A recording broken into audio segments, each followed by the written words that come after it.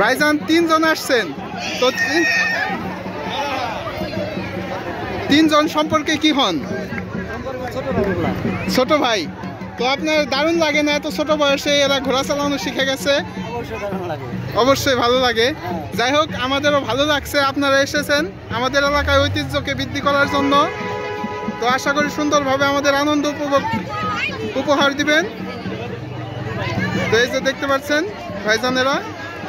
তো ধন্যবাদ ভাইজান, ভালো থাকবেন। ওকে, দোয়া রাখবেন।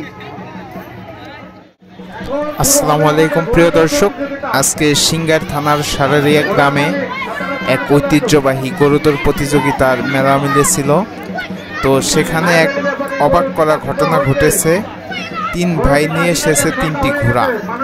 তো শেষ বিকালে একদম সন্ধ্যার মুহূর্তে 3 ভাই ঘোড়া দৌড় দেখাবেন আমাদেরকে। তো 3 ভাইয়ের মধ্যে এক ভাইয়ের বয়স কিন্তু খুবই কম, প্রায় 10 থেকে 12 বছরের মতো হবে। আর এক ভাইয়ের বয়স 13-14 বছরের মতো হবে। আর এক ভাইয়ের বয়স হচ্ছে 28 বছর। তো এই এত অল্প বয়সেই তারা ঘোড়া চালানো শিখেছে এবং অসাধারণভাবে ঘোড়া দৌড়ায়।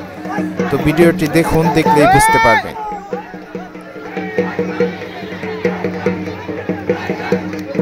প্রচুর দর্শক কিন্তু ভিড় জমিয়েছে এই ঘোড়া দৌড় প্রতিযোগিতা দেখার জন্য।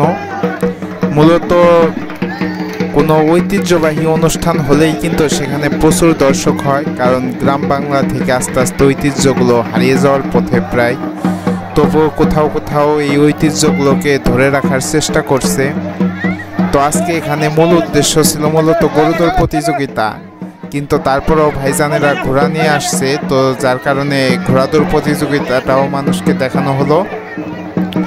তো দর্শক, এই গরুদৌড় প্রতিযোগিতা সম্পর্কে বিস্তারিত ভিডিও চ্যানেলে কিন্তু অটোমেটিক দেওয়া আছে। তো আমি ইন্ডি স্ক্রিনেও দিয়ে দিব, তো আপনারা চাইলে দেখে আসতে পারেন।